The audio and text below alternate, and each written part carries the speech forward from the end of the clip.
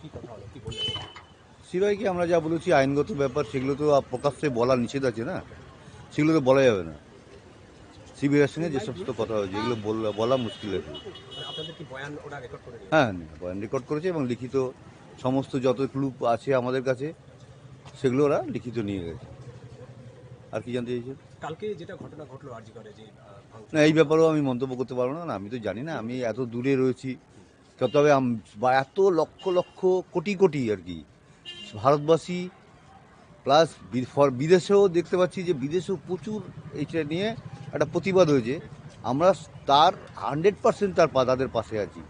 এবং তাদের আন্তরিকভাবে ভালোবাসা জানাই ভালো ছেলে সমস্ত মানুষের, সবাইকে আমার নিজের মানুষকে। ছেলে মেয়ে মতো মনে করছি, যারা এই আজকে রাস্তায় নেমে আন্দোলন মানে প্রতিবাদ করছে। আপনার কি মনে হচ্ছে কোনো ট্যাম্পার করার জন্য, মানে তথ্য প্রমাণ লোপাটের জন্য এরকম, মানে না, সেরকম থিওরি এটা শুনুন, এটা এগুলো হচ্ছে বলা যাবে না। এটা যে প্রশাসনের কাজ, এটা প্রশাসন বুঝবে, এর পেছনে আমি তো মন্তব্য করাটা ঠিক না। এটা বিচার বিভাগের একটা বিষয়, এটা আমি কি করে বলবো?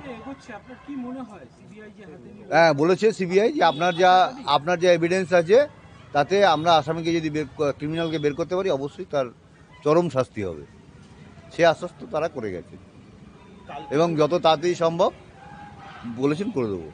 কালকে যেভাবে গোটা রাজ্য বা দেশ বলা, হ্যাঁ, ওটা তো বললাম, আবার সেটা আমি বলছি যে মানে সেটাতে কি বিচার পাওয়ার যে ভরসা সেটা কি বাড়ছে আপনার? অবশ্যই বাড়ছে। এত কোটি কোটি ছেলে মেয়ে, সবাইকে আমার নিজের ছেলে মেয়ে মনে করছি। সমস্ত একটা মেয়ে, দেশবাসীকে আমরা আন্তরিকভাবে কৃতজ্ঞতা জানাই এবং ধন্যবাদ জানাই যে আমাদের এভাবে পাশে থাকার জন্য। আজকে হঠাৎ করে আপনি